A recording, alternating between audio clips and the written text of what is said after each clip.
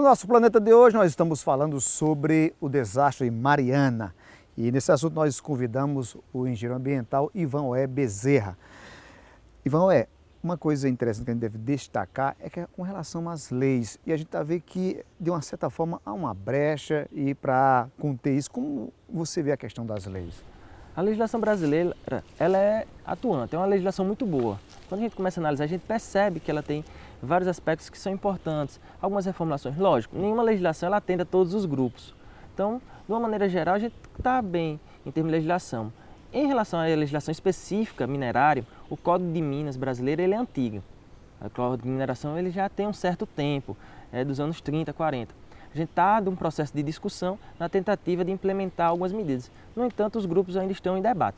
Em relação à legislação ambiental em si, que se aplica a todas as atividades, não só essa, ela também tem, por exemplo, o nosso Lei de Crimes Ambientais, que é relativamente recente, pouco mais de 20 anos, que ele é efetivo, é justamente ele que permite que sejam colocados, imputados multas, sejam feita a responsabilização do empreendedor. Tudo isso decorrente de movimentos ambientalistas que surgiram nos anos 70, se aprofundaram nos anos 90.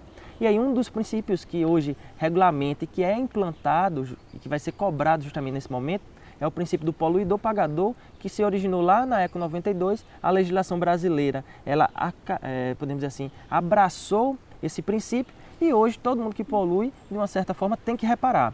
E aí ele vai responder na esfera, qualquer tipo de poluição, responde na esfera administrativa, onde ele vai, junto ao órgão responsável, ele vai ter que demonstrar a sua responsabilidade, vai ser imputado uma multa e ainda existe a esfera criminal, porque o crime ambiental ele não se restringe apenas à responsabilização e reparação, mas também criminalmente, já que ele atingiu um bem difuso.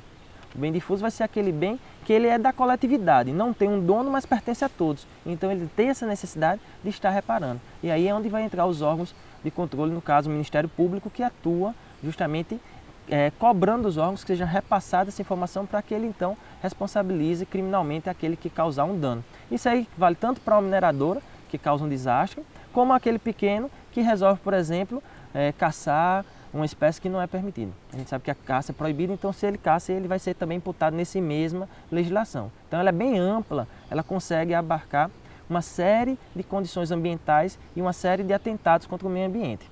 Se existe a lei, mas é um problema com relação à fiscalização.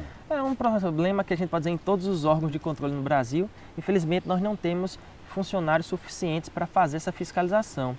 Nós temos um território muito extenso. Então, o Brasil ele é um país, como a gente já sabe, continental. Então, a gente precisa de muita mão de obra, muitas pessoas para que tenham condições de estar presente em todos os locais. A gente sabe ainda, devido a uma série de fatores, que nós não conseguimos isso. E aí, em alguns momentos, algumas pessoas optam, algumas empresas optam por agir de forma inadequada, desrespeitando a legislação e as técnicas, que são sempre importantes a gente salientar, e aí acaba acontecendo algum dano, alguma tragédia, alguma consequência ao meio ambiente que atinge toda a sociedade. No caso da mineradora, ela foi obrigada a pagar um valor de R$1 bilhão. Isso é o tamanho, na proporção, para o desastre de lá? Para início, a gente pode considerar que sim, mas é necessário mais estudos para a gente realmente dimensionar esse desastre. Até porque o desastre ambiental está associado a um desastre social. E aí esses dois fatores, quando se juntam, é justamente o que vai dar esse vulto de recursos. Mas a gente tem a ideia do dano superficial, que a gente consegue ver aos olhos, podemos assim dizer, com base nas imagens, mas é preciso fazer análise, coleta de água, coleta de solo, fazer uma caracterização total e fazer um prognóstico ao longo dos anos para entender se esse recurso vai ser suficiente para isso. Acredito que não vai ficar limitado esse valor, isso deva crescer com o tempo em função do que for sendo descoberto pelos órgãos de controle ambiental. Me parece que há uma certa morosidade. É porque não dá pra gente, tem coisas na área ambiental que a gente não consegue ter respostas imediatas. Então tem uma certa dinâmica para que a coisa possa acontecer. Até também relacionado muito à própria burocracia que existe no Brasil. Então são órgãos, tem técnicas que não estão disponíveis no Brasil. Às vezes, então você precisa fazer uma análise, mas não tem aquele material, aquele insumo necessário para essa análise. Aí demora um pouco de tempo. Agora vindo para cá, para o nosso estado, com relação a mineradoras que nós temos aqui, é possível haver algum desastre em proporções grandes? Desse vulto, não temos condições. Até porque as nossas atividades elas são de um porte bem menor do que esses portes que a gente viu em Mariana. Mas, lógico, devido a tomar devidas proporções, há possibilidade, mas nada que também venha a causar um dano significativo. Hoje a gente tem alguns focos na mineração, alguns pontos de debate. A próprio Conselho de Meio Ambiente do Estado da Paraíba ele vem tratando alguns pontos relativos à mineração, principalmente aqueles de insumo para a construção civil, mas que também não tem essa possibilidade de um dano nem de longe do tamanho desse que a gente está observando hoje. Se de uma ponta tem os ambientalistas brigando pelo meio ambiente, na outra tem os capitalistas. O que deve acontecer então é haver um equilíbrio então? Tem que haver um equilíbrio, tem que haver um consenso. A gente tem que trabalhar justamente chamando todos, colocando na mesa e realizando o debate. Porque se a gente deixar tanto de um lado como de outro, podemos assim, a dinâmica global ela entra em desequilíbrio. A gente tem que ter ao mesmo tempo os dois conversando, trocando ideias e tentando chegar a um consenso. Sabemos que não é fácil, mas é esse o caminho. Então é possível desenvolver obedecendo e respeitando o meio ambiente, né? Com certeza. A gente pode dizer que hoje o grande meta é essa. Já temos várias empresas, indústrias que elas buscam trilhar por esse caminho. Então elas têm corpos técnicos na área ambiental justamente trabalhando, buscando mecanismos para fazer uma produção mais limpa. Inclusive foi um dos pontos mais recentes da COP21 que a gente acabou de concluir, onde um dos fatores que eles chamaram mais atenção é a implantação do MDL, que é o Modelo de Desenvolvimento Limpo.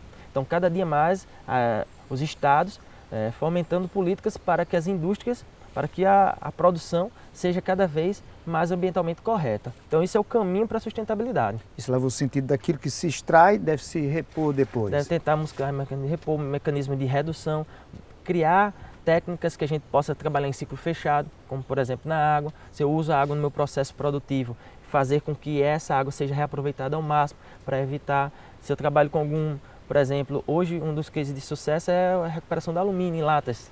Então a gente chega a ter 95% das latas de alumínio recuperadas, reprocessadas. Então a gente tem que cada vez criar mais mecanismos como esse, que cada lata eu deixo de tirar o mesmo volume da natureza e aí eu diminuo o dano ambiental. Um dos grandes problemas aqui, lembrando um pouco da mineração, é a questão da extração de areia aqui no nosso estado. Isso é algo ilegal. Não, a gente não pode afirmar que é algo ilegal. Existe toda uma regulamentação, não existe extração, podemos assim, há uma fiscalização, boa parte dela é de maneira legalizada. Talvez a gente precise dar um foco, talvez, nos processos de gestão, mas todas, em sua grande maioria, não posso afirmar todas, mas em sua grande maioria, elas têm registro no DNPM, têm licenciamento no órgão ambiental e o nosso órgão ele está atento para essas questões, justamente tentando minimizar ao máximo os danos causados por uma possível exploração sem autorização. Mas dentro dos processos construtivos, cada dia mais está sendo obrigatório. As empresas que estão adquirindo material, elas só estão começando a adquirir se tiver licença, se tiver regularizado, devido a processos ou certificações que elas passam a adquirir. Então a gente vai ver que o cerco se fecha.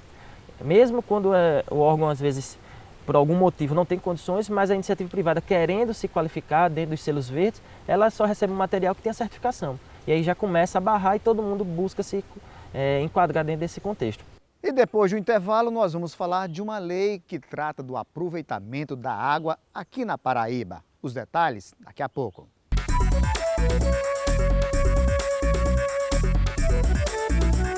O elefante asiático sofre grande risco de extinção.